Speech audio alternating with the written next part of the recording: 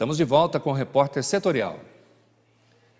Mais de 40 milhões de estudantes de 160 mil escolas de todo o país recebem alimentação de qualidade por meio de um programa promovido pelo governo federal.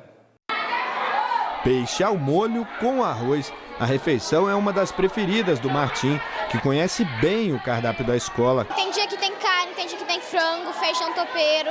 O peixe também está entre os favoritos do Samuel, mas ele enumera outras preferências. Que eu gosto mais do arroz com peixe, arroz com frango e um pouco de melão e a maçã. A alimentação balanceada, de qualidade, oferecida aos alunos da rede pública da educação básica do país, sem distinção, do ensino infantil ao médio, incluindo a educação de jovens e adultos. É o Programa Nacional de Alimentação Escolar, o PENAI.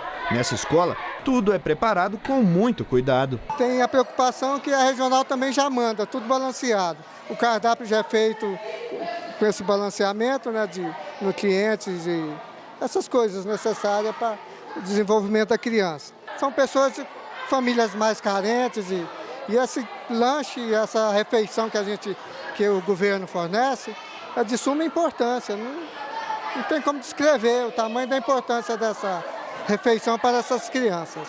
Com mais de 40 milhões de alunos de escolas públicas atendidos todos os dias, o PENAI é um dos maiores programas desse tipo no mundo. Experiência reconhecida internacionalmente e que é compartilhada com vários países. Nessa área, o Brasil tem projetos de cooperação com mais de 40 países da América Latina, Caribe, África e Ásia. E o Comitê de Segurança Alimentar Mundial reconhece iniciativas como o PENAI como importantes para salvar vidas. O governo federal repassa recursos a todos os municípios do país para garantir a alimentação dos estudantes da rede pública e 30% do dinheiro deve ser usado na compra de produtos da agricultura familiar. O orçamento do programa neste ano é de 4 bilhões e 100 milhões de reais. Para o diretor dessa escola do Distrito Federal, esse é um exemplo brasileiro que deve ser comemorado. Alguns países copiam esse modelo do Brasil. Num contexto geral, a nossa alimentação ela é muito saborosa, ela é muito procurada, ela é muito valorizada. Isso deveria ocorrer em todas as escolas, não é verdade? 1 em cada 5 brasileiros está obeso. É o que aponta uma pesquisa do Ministério da Saúde. O brasileiro está ganhando peso perigosamente. Segundo uma pesquisa do Ministério da Saúde, 18,9% da população é obesa. Há 10 anos, o índice era de 11,8%. Quem se enquadrava nessa estatística era a Aline de Caçapava. Depois da gravidez, ela começou a engordar e chegou a pesar 86 quilos. Foi quando ela reparou nas fotos que precisava perder peso. Para resolver esse problema, ela começou um programa de emagrecimento e em 40 dias conseguiu perder 9 quilos. Mas ela ainda tem metas para alcançar. De emagrecimento são 30 quilos, então estou quase na metade. E manter isso depois, né? Como a gente é uma reeducação, eu acho que isso vai ajudar a manter depois, porque quando a gente pensa só em dieta, a gente estipula um período, e a reeducação não, é para a vida, então manter é o segundo foco aí. O excesso de peso atualmente é um dos maiores problemas de saúde pública no mundo. Isso porque a obesidade é uma doença crônica que pode comprometer a qualidade de vida e desenvolver enfermidades como diabetes, hipertensão arterial, problemas cardiovasculares, apneia do sono e até alguns tipos de câncer. Porém, na maioria das vezes, essa doença acontece por causa dos maus hábitos. A obesidade ela pode acontecer por vários fatores, né? Nós temos hoje 2 tipos de obesidade. 15% por fatores genéticos e metabólicos e os 85% por 2 fatores, irresponsáveis alimentares e os formadores de maus hábitos. Os irresponsáveis são aqueles que, né, como nós, às vezes a gente sabe que é errado comer, mas a gente continua fazendo esses maus hábitos. E também os formadores de maus hábitos, a gente sabe que não é, a gente não sabe que é errado e a gente continua fazendo. E a questão genética, né, e metabólica, que são os 15%, vem, né, de família, às vezes acontece algum fator metabólico, hormonal, que pode contribuir para a obesidade. Então, nós temos 2 tipos aí. O Brasil ocupa o 5º lugar no ranking mundial de obesidade. 1 em cada 5 brasileiros sofrem com o sobrepeso. E a obesidade é uma doença multifatorial. Por isso, é importante tratar, além do corpo, a mente também. O preconceito, a exclusão social são problemas que podem afetar o emagrecimento. É muito importante a gente salientar que nós temos 2 estruturas no nosso cérebro. O sistema límbico, que fica bem dentro do cérebro, e o córtex pré-frontal. O sistema límbico ele é responsável pelas nossas emoções. Então é assim, meu dia foi muito cheio, eu vou comer qualquer coisa, vou pedir uma pizza que é mais fácil. E o córtex pré-frontal, ele é responsável pela nossa tomada de decisão, nossa razão, a gente pensar antes de tomar as atitudes. Então, a gente consegue trabalhar esse mecanismo dessa ação, da gente pensar um pouquinho antes e falar, não, olha, eu tô cansado, mas é mais fácil eu fazer uma saladinha, um omelete que é mais rápido do que eu comer qualquer coisa. Porque esse qualquer coisa vai trazer, muitos prejuízos para a minha saúde lá na frente. Então, quando a gente muda essa mentalidade, essa forma da gente pensar antes, a gente consegue mudar um hábito e ver benefício nisso, Foi exatamente isso que a Luciane fez. Depois de fazer alguns exames de rotina, ela descobriu que estava com a insulina alta e decidiu emagrecer. Eu já havia tomado medicação por várias vezes, E sempre aquele efeito sanfona, engorda, emagrece. A cirurgia nunca foi uma opção para mim. Sempre me perguntaram, você não tem vontade? Não queria nada evasivo, nada que prejudicasse alguma outra área da minha vida. Então, quando você tem essa mente sadia, cuidada, ela é o que te impulsiona a continuar, a manter e a fazer toda a reeducação alimentar. O tratamento da Luciane demorou 5 meses e nesse curto período ela conseguiu emagrecer 32 quilos. Foi um peso que ela tirou da vida dela e fez toda a diferença.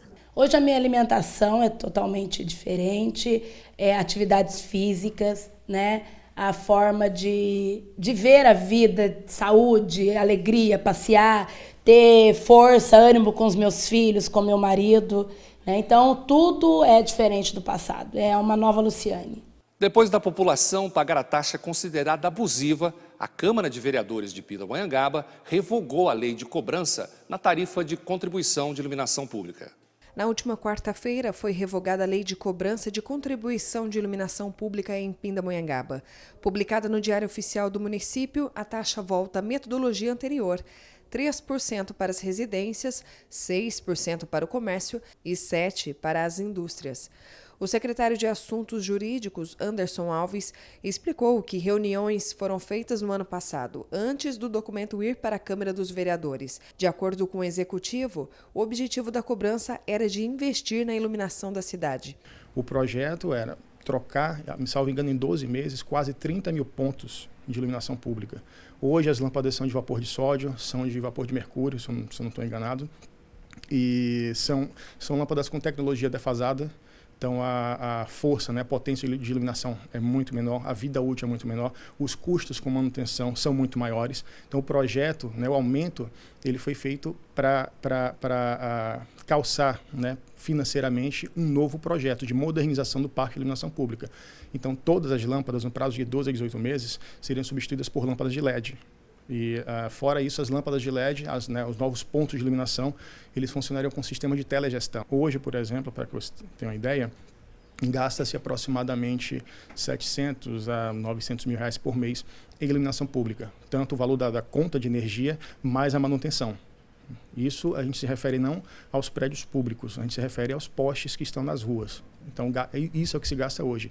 E arrecada-se entre 400 e 500, 600 mil reais. Ou seja, existe um déficit hoje, na modelagem de lei antiga, de em torno de 300 mil reais por mês, o que dá algo em torno de 3,5 milhões, 3.600 por ano. Ele explicou que a Prefeitura não vai devolver os valores que foram pagos. Então, uma vez aprovado, o Executivo sancionou, virou lei, virando lei passou-se a cobrar. Então, a partir do momento em que a lei ela é sancionada, a partir do momento que um autógrafo vira lei, essa lei ela deve ser aplicada. Então, tudo que está dentro dela precisa ser exigido. Então, hoje, existe um boato, né, existem burburinhos em grupos de WhatsApp, em Facebook, redes sociais, falando que o contribuinte ele pode fazer a solicitação à prefeitura para ter o ressarcimento, mas do ponto de vista jurídico não cabe esse ressarcimento. O secretário explicou também que algumas pessoas ainda vão ter que pagar a taxa no próximo mês. Exemplo, a leitura que foi feita, que se encerrou até anteontem, a pessoa que recebe a fatura em novembro, a fatura virá cheia, né, virá com o tributo que foi sancionado em 2017, ao final de 2017. Eventualmente, as leituras que forem feitas a partir de hoje, ou enfim, a partir do final desse mês, quando a fatura chegar no final do mês de novembro, no meio do mês de novembro, início de dezembro, já virá com valor reduzido. Nós viemos na Câmara dos Vereadores de Pindamonhangaba, conversamos com o presidente Carlos Mourão, que explicou o motivo da revogação. E o que foi passado pela prefeitura não condiz com as cobranças que foram realizadas por contribuintes da nossa cidade. O que, por exemplo, uma coisa que você pode citar?